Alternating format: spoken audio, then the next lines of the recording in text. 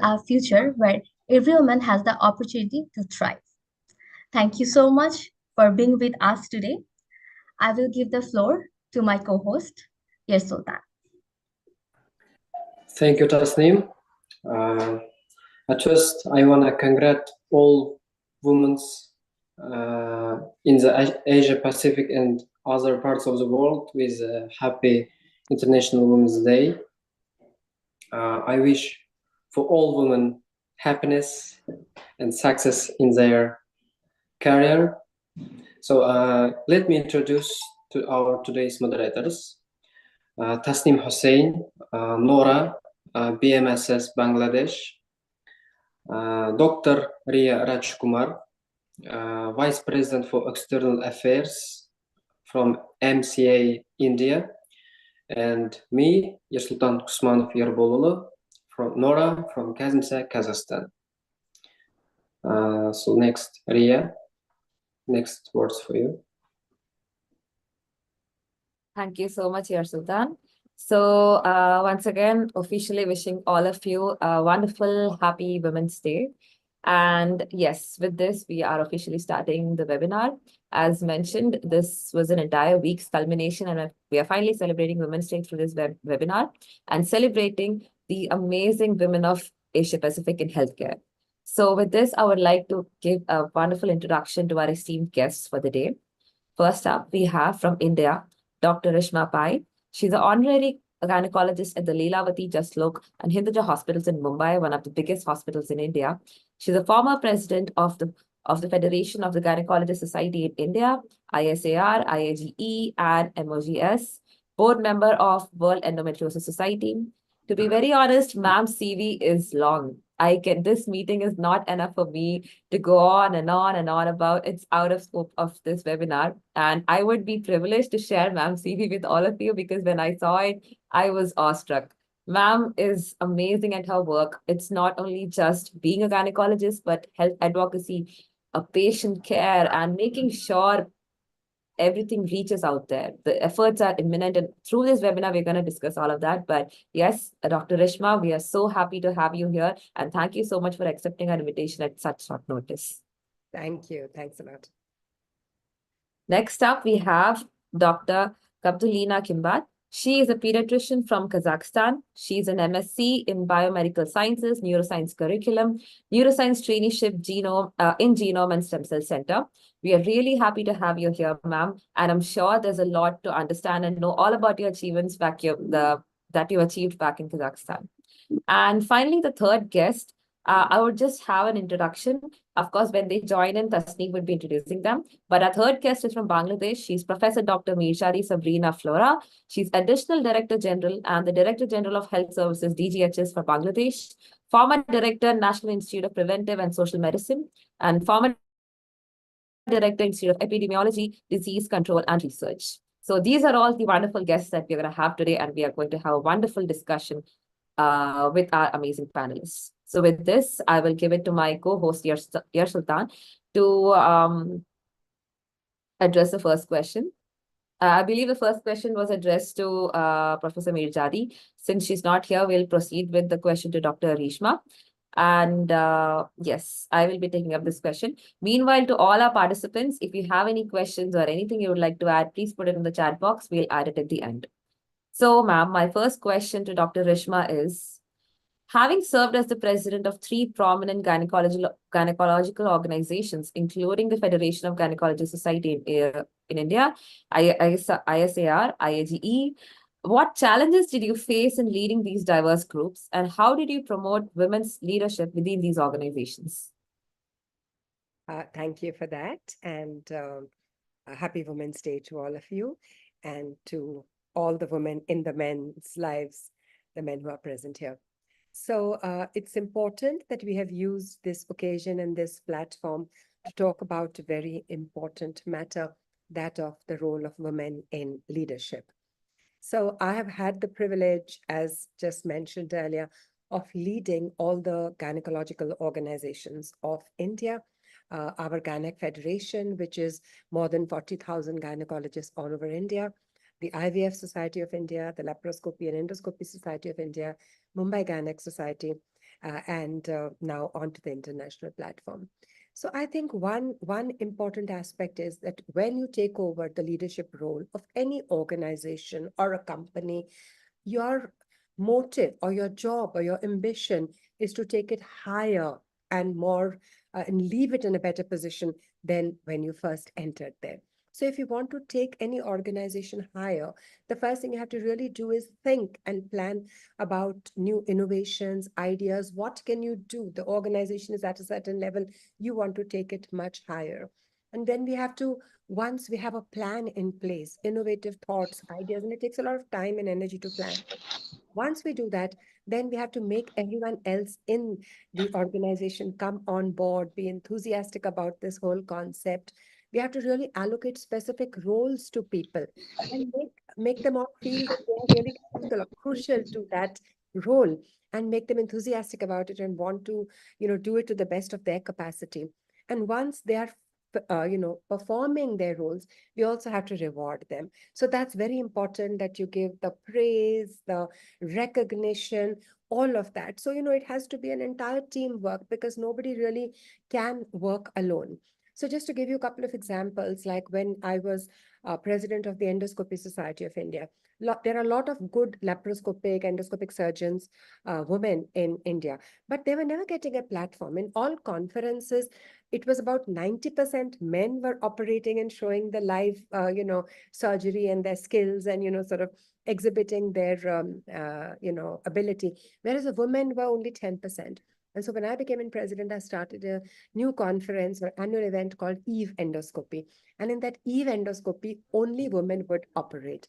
And it was so, so well appreciated that women got this platform to, come and showcase their actual surgical skills. And they had never got this ability earlier. So similarly, in all the other organizations, I started, for example, a personality contest in the IVF Society of India, because I feel women are so, capable of doing so many things. They're not just good academic people or not just good doctors. They have wonderful personalities. They have so many other skills. I started a talent, Foxy has talent, all over India, talent competition for the women. So there were so many aspects to a woman's personality, which I tried to give a platform for them to showcase and to come forward. Wherever I had a choice, if I could choose, I would choose a woman as an associate or an assistant or as a leader. So I feel basically, I believe in the concept of a leader is like a shepherd.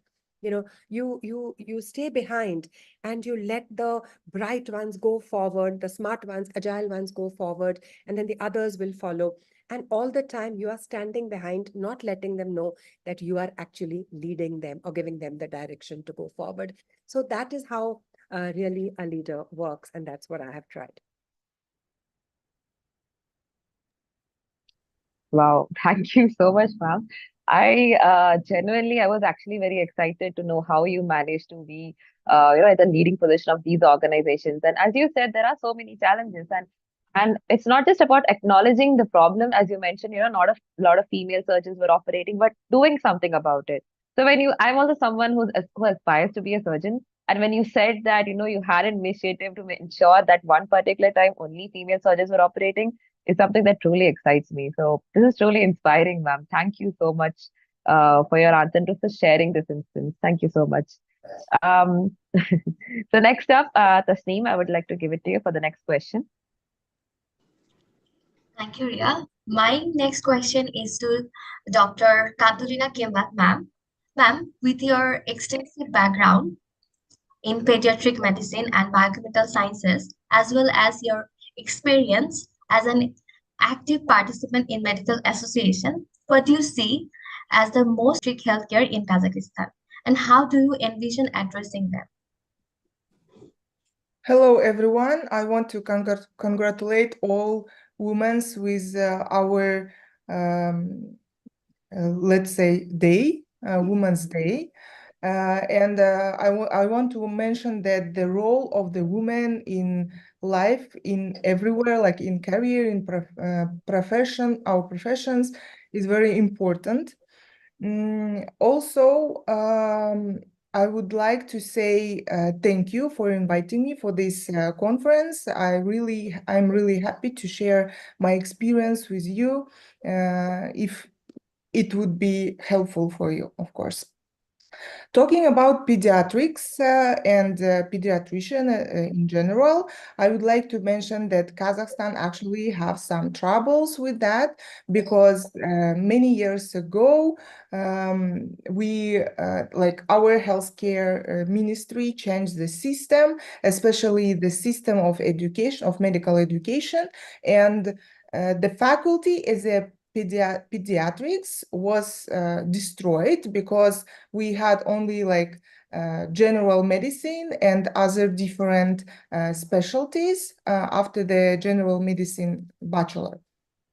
That's why we lost a lot of pediatricians, like we had a lack of pediatricians, and we challenged with that children couldn't be cured by specialists. So only general practitioners could somehow examine children. But only 4 or 5 years ago, our faculty, pediatrics faculty, were empowered and were open again. And since then, our healthcare ministry and also education ministry is working under the improvement and progress the system and making the number of pediatricians in Kazakhstan more and more. Another thing that because of this period where the lack of pediatricians, we faced with some challenges, like how to create good screenings for children, how to prevent some disorders in children, like specific disorders, especially in new coming disorders like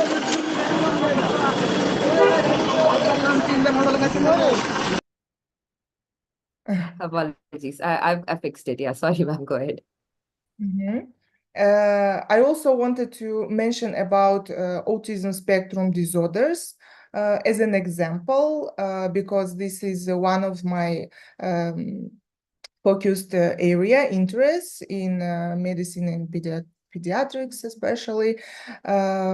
Since this disorder is kind of new, and nowadays no one can tell about the exact treatment or mechanism of this disease, it is important to know a new treatment ways, or a new rehabilitation ways, or how to support children with this kind of disorders. And nowadays, here in Kazakhstan, lots of pediatricians with neurologists and with psychiatrists trying to create a mechanism, or how to say, the specific recognition system, how to diagnose autism here in Kazakhstan. So to conclude my word, I would like to say that the system of medical education and also the treatment system in healthcare still working under the developing pediatrics in Kazakhstan. Thank you. Thank you so much, ma'am, for sharing your experience and the progress of Kazakhstan with us. Thank you for being with us today. Okay, my next question is to Dr. Reshma Pai, ma'am. Ma'am, your involvement in the Pradhan Mantri Surakshit Mantryeva Abhiyan is noteworthy. So how can international collaboration further enhance maternal healthcare initiatives globally, drawing from your experience in India? Thank you, Tasneem. Yes, our Prime Minister, as all of you must be aware, is very, very dynamic. He's a great leader, great motivator. And he started a few years ago this Pradhan Mantri Matritva Surakshit Abhiyan, which basically is looking after mothers, making sure that some of the women in our country who cannot access healthcare, they cannot afford it, they live too far away, they don't have good facilities, that we as gynecologists would be able to look after them free of cost on the 9th of every month. That was the the program and the project, and it was launched a few years ago when I was president of FOXI.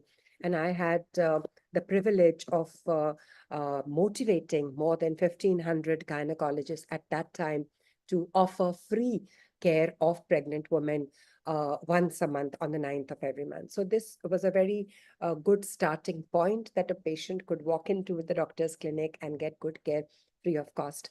And, in our countries, which are developing countries, there are many people who really cannot afford good treatment or regular care. And it is our job or our duty or our responsibility to, really offer them care in whatever way we can, because there are some people who can afford at our treatment and our care, and there are some who can't. And so we really have to give back in some way. So that sort of a project set me off. And as president of our Gynec Federation, I started an initiative called Nari Swasthya Pehel, which is essentially Women's Health Initiative.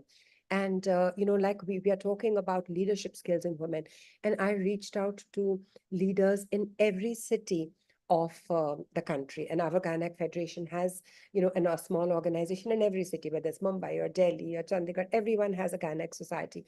So I reached out to their leaders, and everywhere across the country, we carried out free camps for women. And we actually saw thousands of women, check them for their basic hemoglobin and sugar and thyroid and their cancer screenings, and all this free of cost.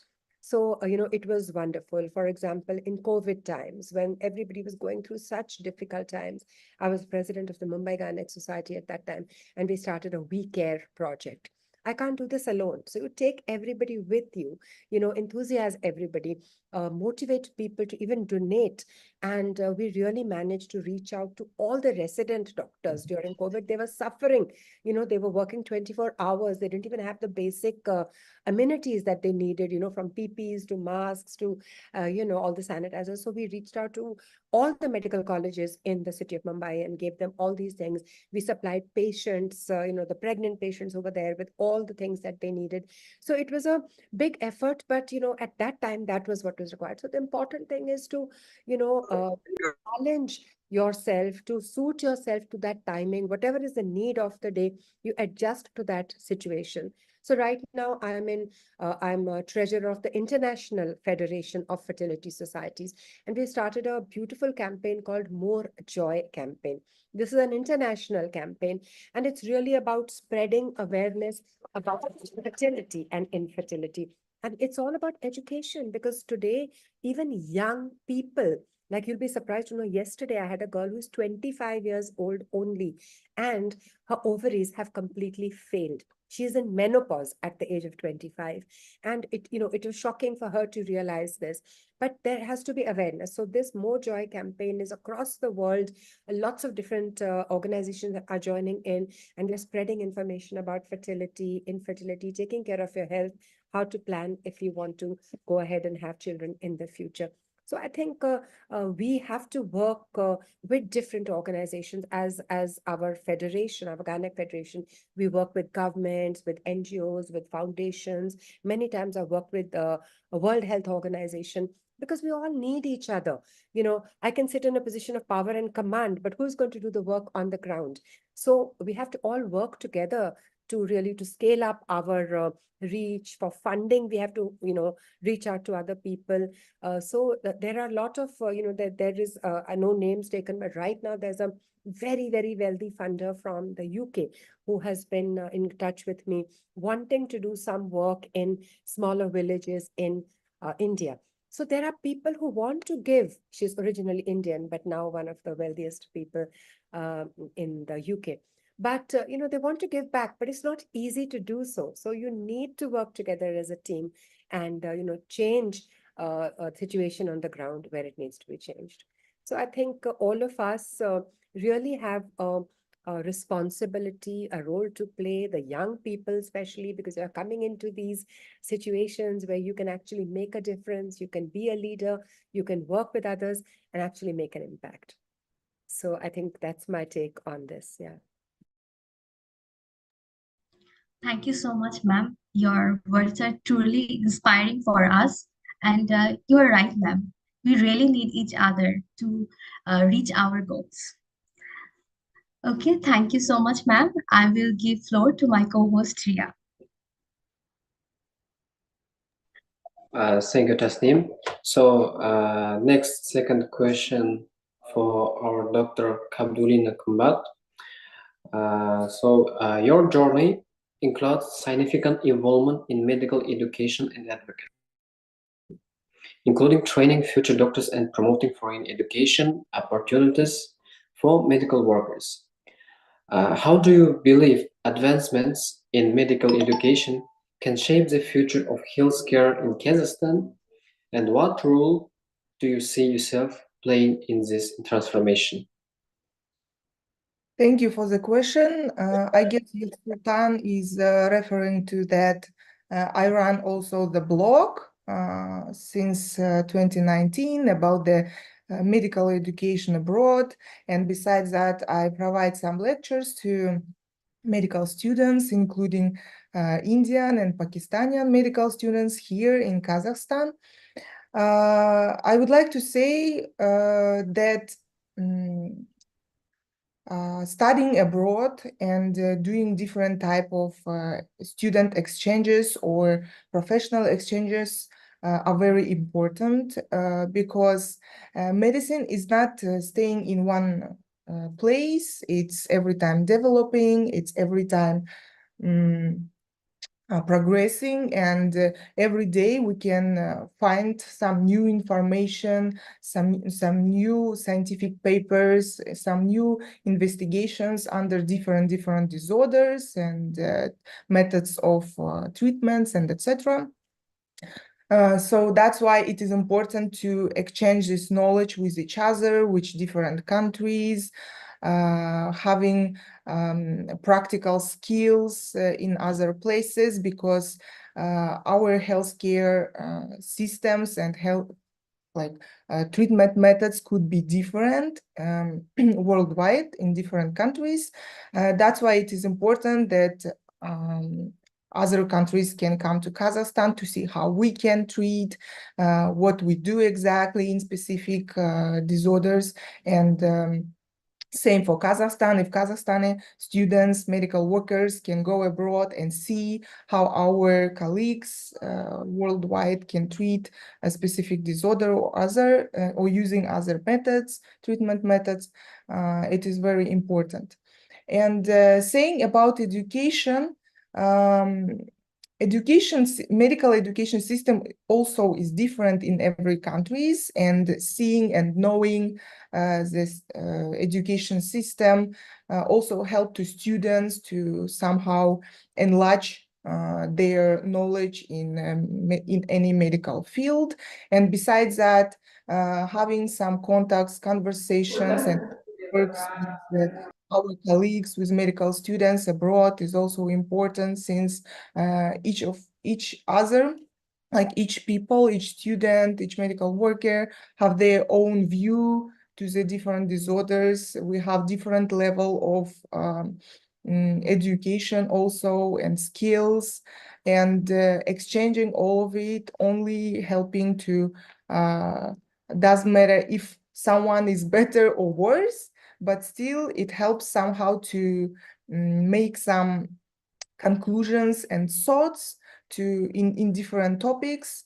That's why I think it only helps to progress the level of medical education and medicine, like healthcare system in general.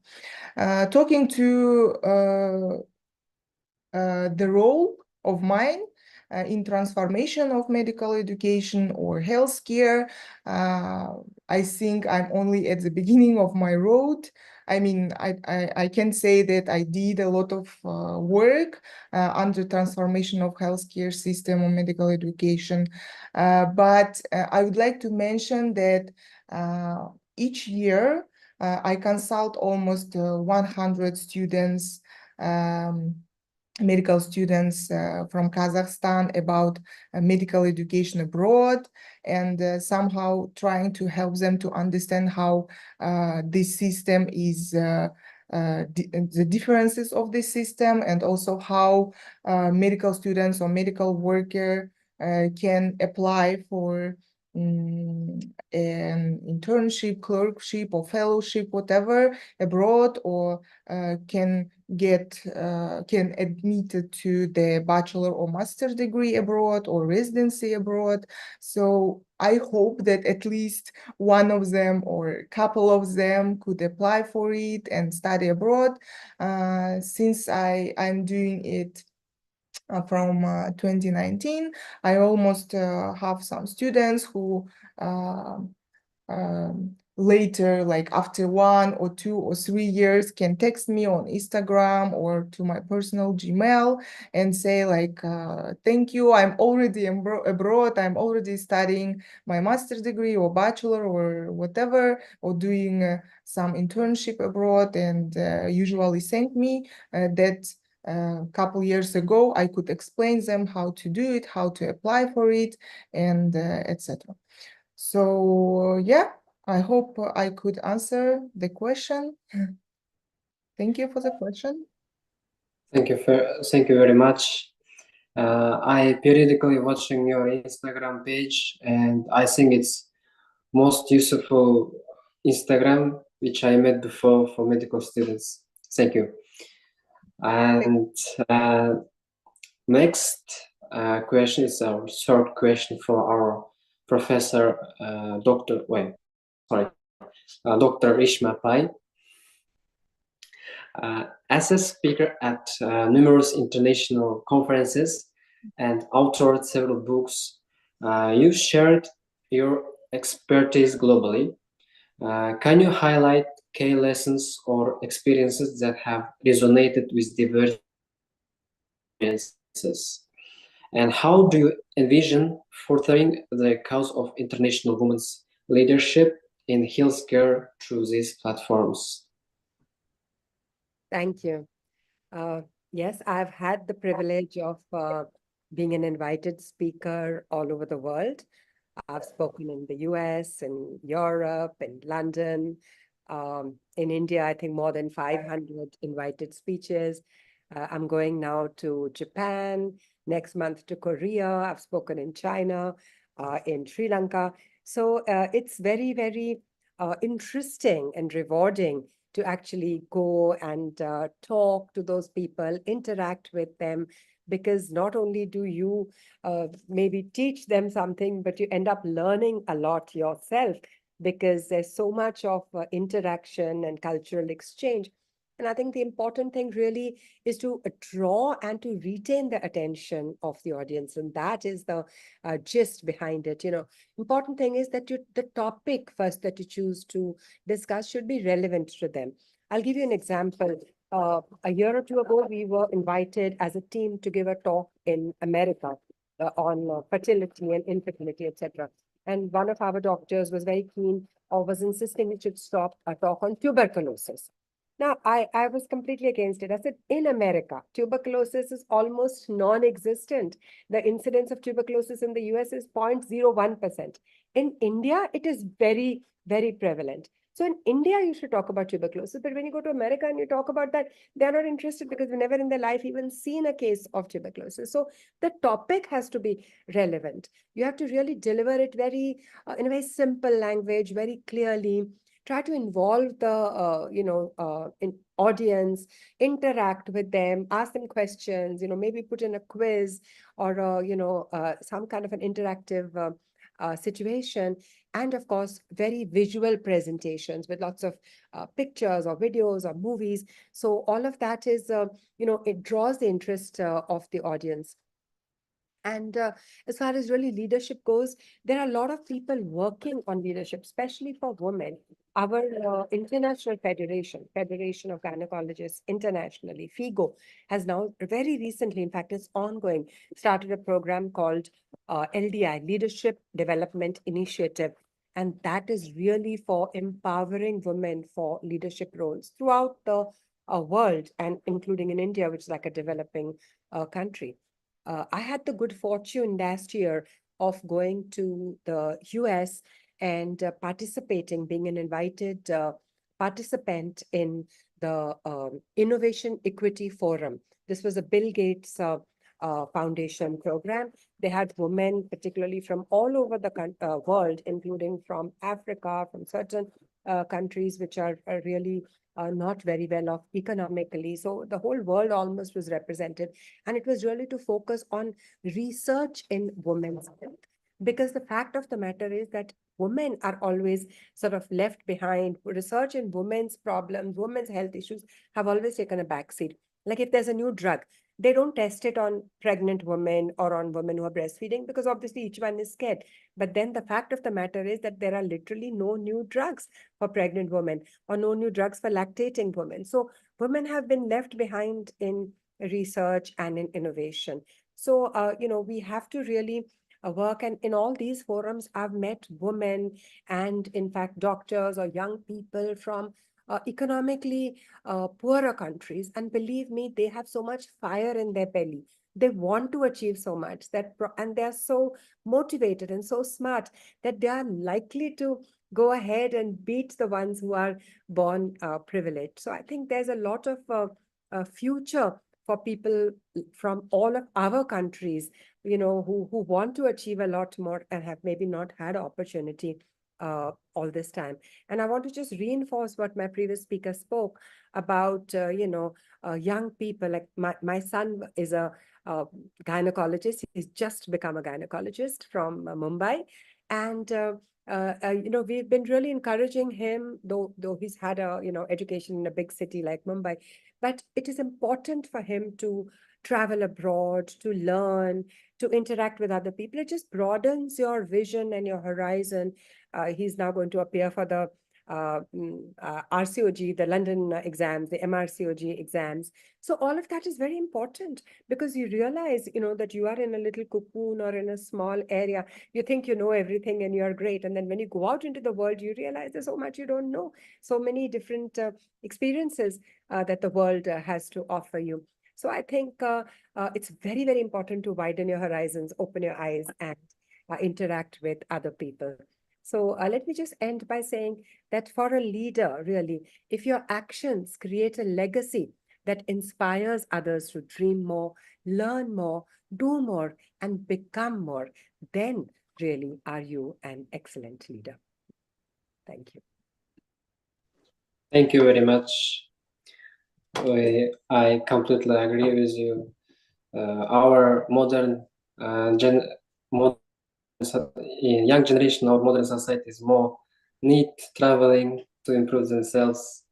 So next turn for Tasneem.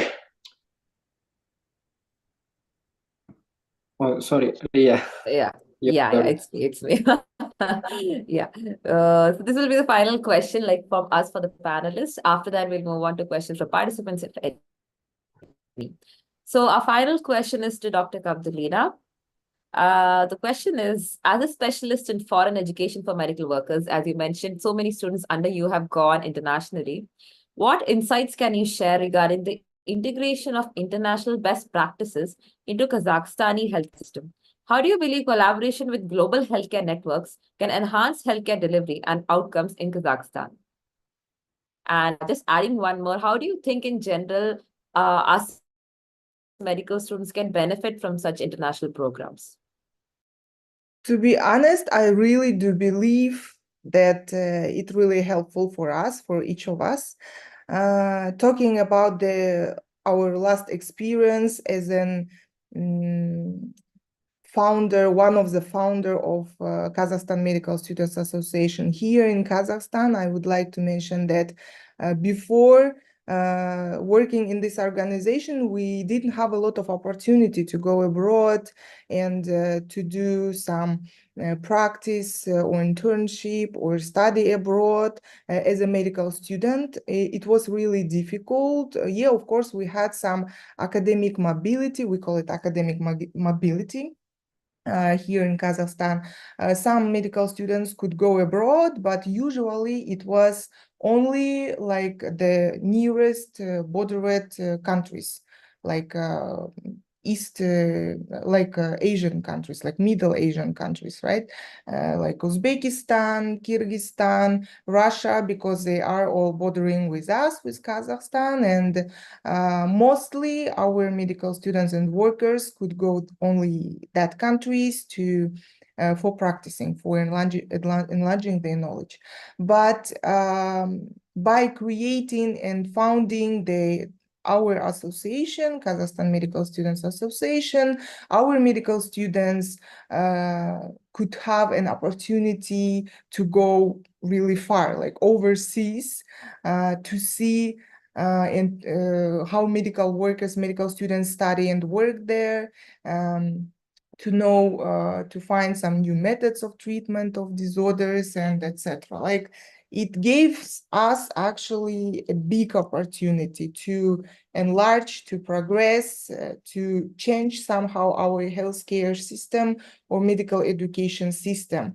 And for example, one of the example is that medical students previously couldn't affect somehow on medical education system in their even own universities.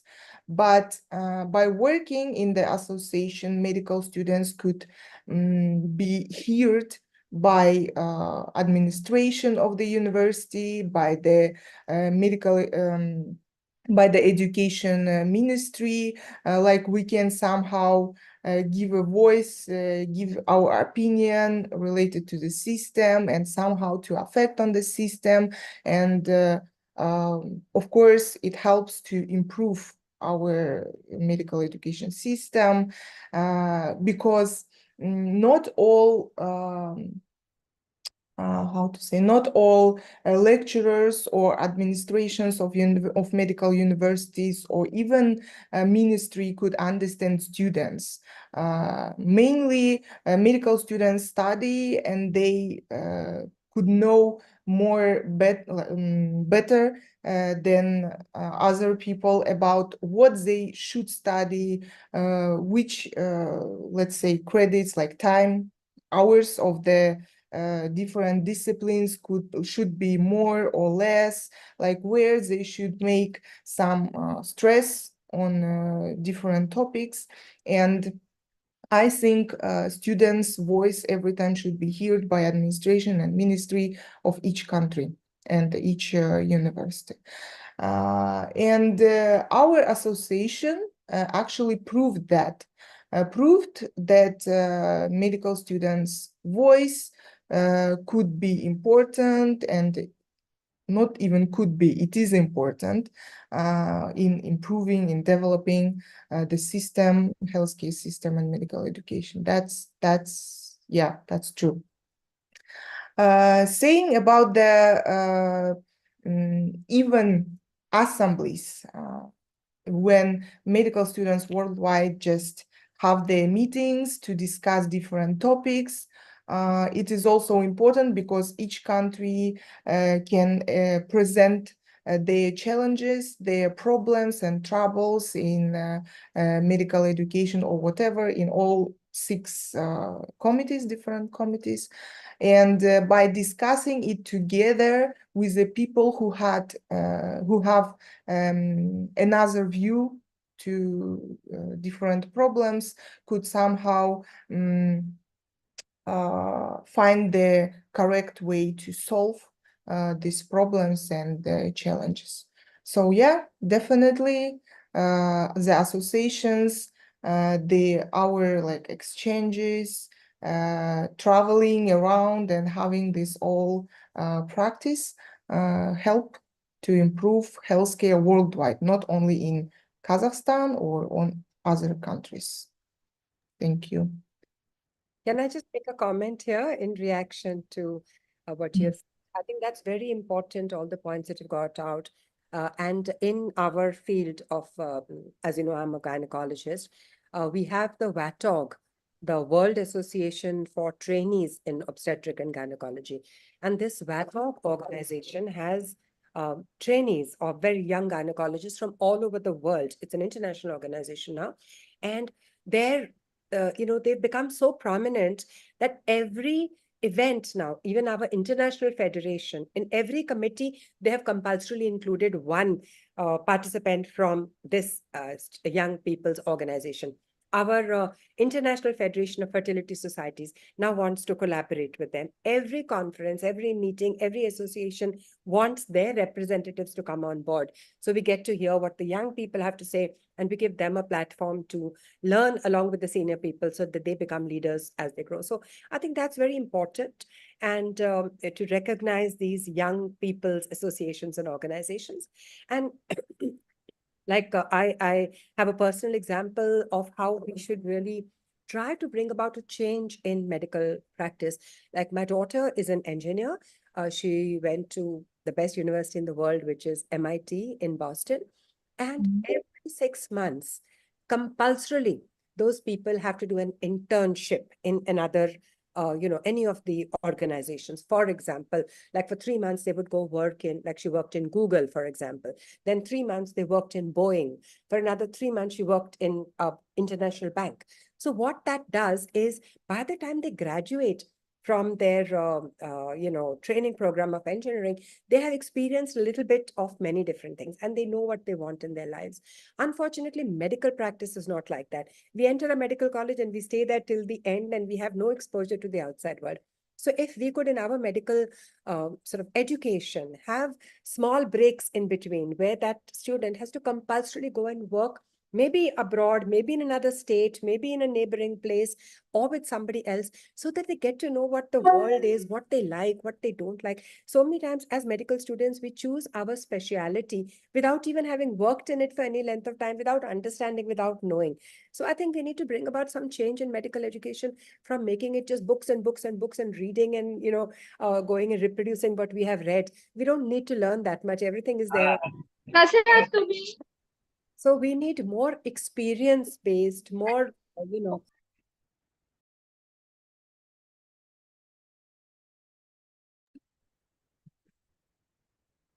So that was just my comment in reaction to what you said, yeah. Thank you so much, ma'am. That was a wonderful insight. It's very true that medical field being such a vast field and where we need good doctors because they're dealing with human lives. They are the ones who have these least opportunities for international education. Even for us to pursue a PG, a post-graduation in another country, we have to go through so many, such a big, long procedure, financially, physically, mentally, everything. Meanwhile, other fields have their opportunity to just go for 1 month semester program, etc. I mean, just to add in, like our organization, Medical Students Association India, and even BMS's Kazakhstan, we're all part of an organization called IFMSA, which is International Federation for Medical Students Association, and we all do exchange programs. So we send our students for a 1 month exchange to another country, and it is a clinical exchange. But the problem here is, even though us as students are trying that, we don't get a lot of support from our faculties. Our colleges do not let us go. If we try to go, we get our attendance cut, or we have to go through some 10 plus permissions to go. So it would be really good if every faculty thought like you, if every faculty understood the ideology like you, life would be so much easier for us because, as you said, we need that international outreach. It's not that we want to live abroad, but rather learn from there, come back, and then expand our horizon. So thank you so much for adding that in, ma'am. Thank you so much. So with this, we have concluded our actual part of the panel discussion of the webinar.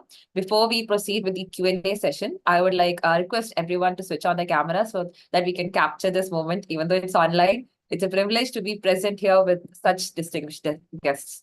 So yes, I request everyone to open their cameras.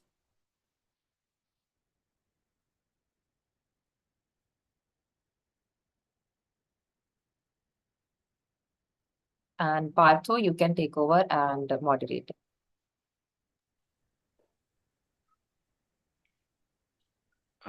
Whoever is putting the camera on, is it on or shall I wait for some more time? If anyone wants to fix their hair or faces. Okay.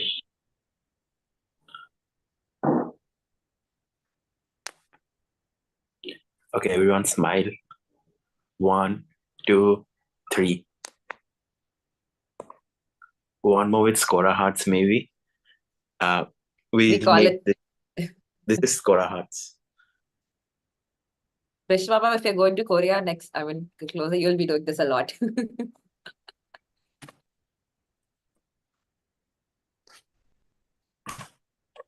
Okay, I think it's done. Thank you so much. Since the time has been quite long, I would just take 1 or 2 questions. Would that be okay with our guests, Rishma ma'am and Kimbat ma'am? Can we take 2 questions? I have to join another meeting, so just a couple of minutes and then I will need to. Okay, ma'am. Sure. I'll just take 1 or 2 questions. If it's okay, you can let me know whenever you need to be. So, taking up one of the questions from Farzana here. In your experience, how does diversity in healthcare leadership contribute to better decision making and outcome for healthcare systems? Definitely, the diversity is extremely important because there is no, in medical practice, there is no one right answer or one right solution. So we have to learn from many different, areas, different experiences. For example, so we have in our medical college, for example, people coming in from the UK and from the USA. So why would somebody from the UK or USA come to India to learn, some part of medicine? But that is true because they are not exposed to tropical medicine, to infections, to certain diseases which are unique to a particular country. So we can always learn from each other, and a lot of different people, different opinions. I think it really opens up your eyes, to, and especially medical practice. I think there are so many diverse opinions on everything. And giving you the example right now of like I was talking about my son giving his MS and he's just passed it, and then now started studying for the UK exams, and you realize that there is so much more to your subject. I mean, you think you know everything, you studied for the exams, you've topped the exams, and then you go to another country's, way of practice, and you realize that their way of practice is so different, their guidelines are so different, their protocols are so different, and some may be good, some may be not so good, but it's important to learn and to have a very diverse viewpoints and exposures. So I think for each one of you to stretch your wings, to look around you, to take inputs from everywhere is extremely important as you step out into medical practice. Thank you so much, ma'am, for a wonderful answer. I just have one last question, and perhaps Dr. Kimbat can answer this. So the question is, when your medical and ethical views are criticized by other male colleagues, how to make sure your opinion... Sorry, I cannot hear you. Am I audible, ma'am? Is it better? Now, yeah. Okay, I'll repeat my question. When your medical and ethical views are criticized by other male colleagues, how to make sure your opinions are heard and you make a stand for yourself too? As a woman or in general, you mean? As a woman, yeah. Okay, that's a kind of difficult question. Of course, as an Middle Asian woman, we face a lot of challenges, that we had some problems with how our women's voice could be heard by people around, and even by our tradition, like Kazakh tradition, we have more men's voice important comparing with women. But I think that our country nowadays is developing, I mean, doing a lot of events regarding to the how women and women voice could be important for our society. That helps to change young generation's mind. And doing different events, especially our even association, Kazem Say, does a lot of events on that, like how we can support women, especially women in our medical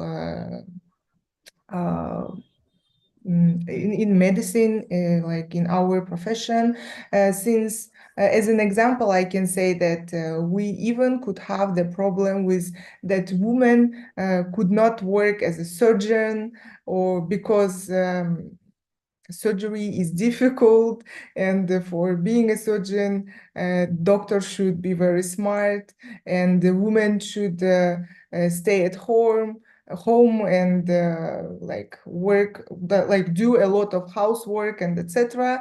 And that's why we even have a stereotype that a woman cannot be a good surgeon, which is not true at all. Or women cannot operate somehow, even like a gynecologist, or I don't know, like lots of other different specialties, which refer to have a night shifts, or long staying operations, and etc.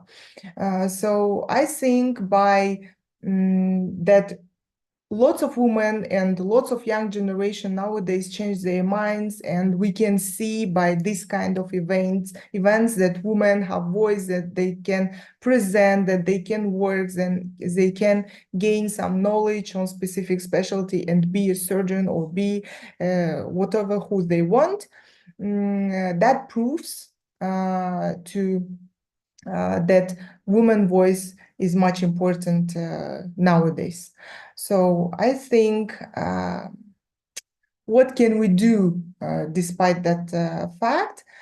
Just work, not just discuss, not just how to say, the force it, just do it and show it. By showing it, it helps to improve it, and helps to change the society minds and mentality related to that. That's how our voice could be heard by people, I think. Thank you so much, ma'am. That was a beautiful answer and a question that I think all of us as female. Yes, thank you so much, ma'am, for that answer. So with this, I'd like to hear any like final. I hope they feel that being here was worth their time out of their busy schedule. If there's anything you would like to address to our students who are present here before we all leave and conclude the call.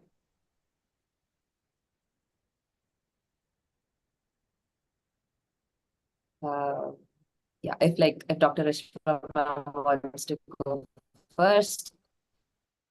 I'd just like to say thank you very much to all of you. It's interesting to interact with young people, and I'm very happy to know about your wonderful initiatives, which I wasn't aware of. I'm sure the young people have been aware of it, but I'm glad, and I will definitely spread the word, and more power to your organization. Congratulations, and keep doing the great work that you're doing. So thank you, and hope to meet up with you on another occasion soon. Thanks. Bye. Thank you. Thank you so much, ma'am. I think Partho here has raised a hand. I think he wants to ask something, if it's okay. Yes, Partho, go ahead quickly. I have a very small question. Ma'am, how do you think we as men can enhance the empowerment of women?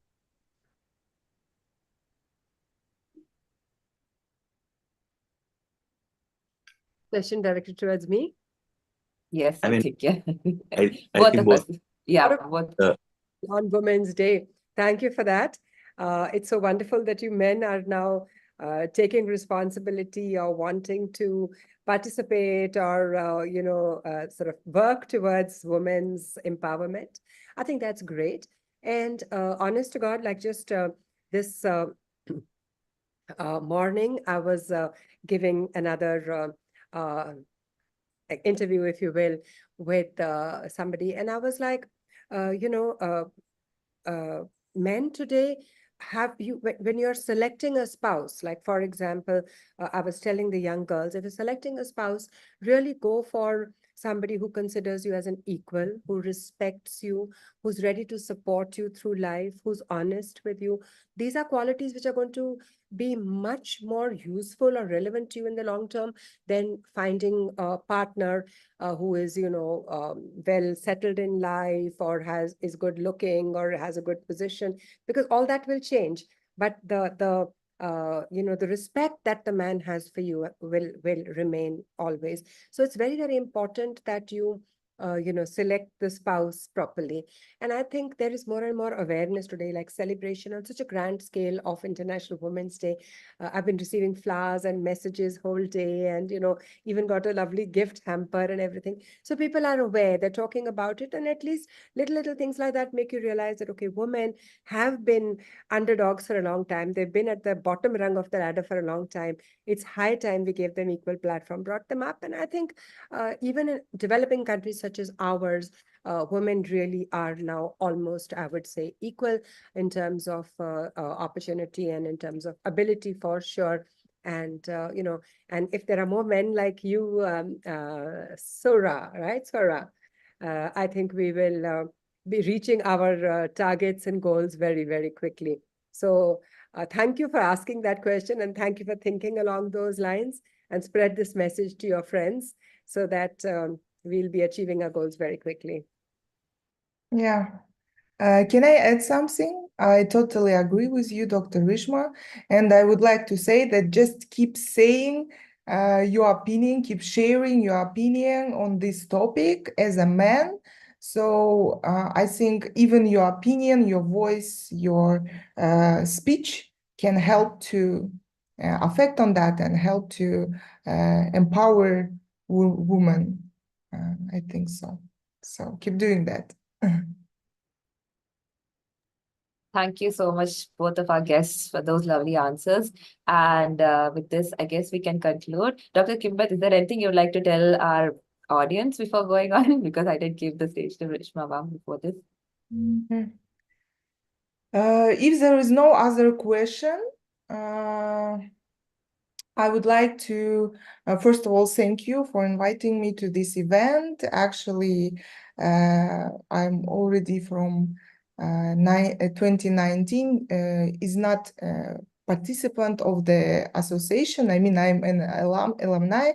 So that's really, how to say that, make me memorize my participant in this association, and it was really important for me as one of the founder and one of the founder of the Scory exchanges, by the way. So Kazakhstan, actually, we activated Scory exchanges in 2016, and I did it, and after that, lots of my Lori babies continuing doing that, continuing improving our research exchanging.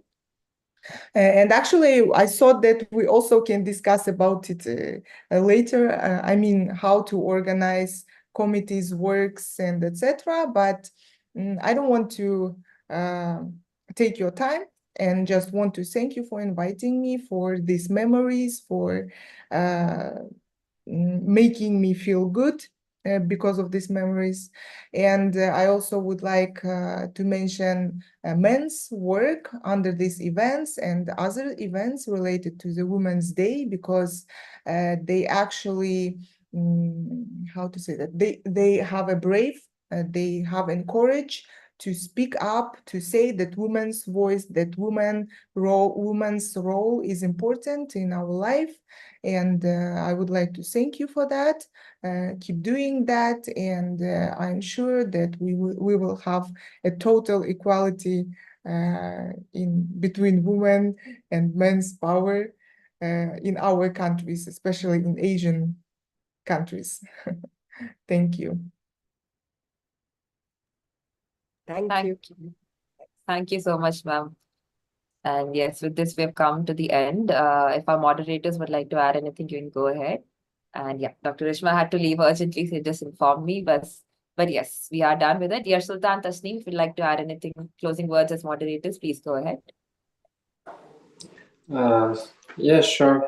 And I would like to thank our guest today. It was the most informative conversation, and as well as the moderators, Ria and Tasneem, who conducted today's event with me, and also, of course, our listeners who supported today's event.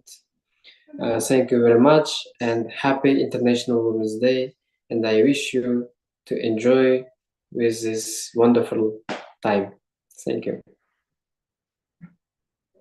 Tasneem? Thank you so much, everyone. Our guests have generously shared their experience, challenges, best practice, and success stories as women leader in healthcare. I would like to give them a big thanks for sharing their valuable time with us. Dr. Rishma ma'am has left, but Dr. Kimbatnan, thank you for sharing your valuable time with us. And your stories are truly inspiration for us and all the participants as well. And I would also want to give thanks to uh, Ria and Dear Sultan for hosting today's event, and the whole team of MSI India and Kazakhstan. Thank you for celebrating the International Women's Day with us, and to all here, to all the participants here, Happy International Women's Day. Thank you. Yes, thank you so much, everyone. I also had a wonderful experience. This was a real honor. And Dr. Kimbat ma'am, and you were an alumni of KazMSC. I didn't know that. I didn't know that. It's really beautiful to know that you were able to come back to an event like this, and we are glad that you were here and we could give you those memories back. So we really hope where you're able to join us, and MSI as such and BMSS as such are very happy to have been interacting with you through this webinar. And thank you to all the participants as well, and to all the organizers, Ahmed, Partho, and everyone from KazMSA. Thank you so much for co-organizing this with us and for inviting us to collaborate with you. With this, we officially conclude. And there is a Google form, which is a feedback form on the chat box that all of you can fill. And yes, with this, we'll conclude. Happy International Women's Day, everyone. Have a great evening or night ahead. Thank you, everyone.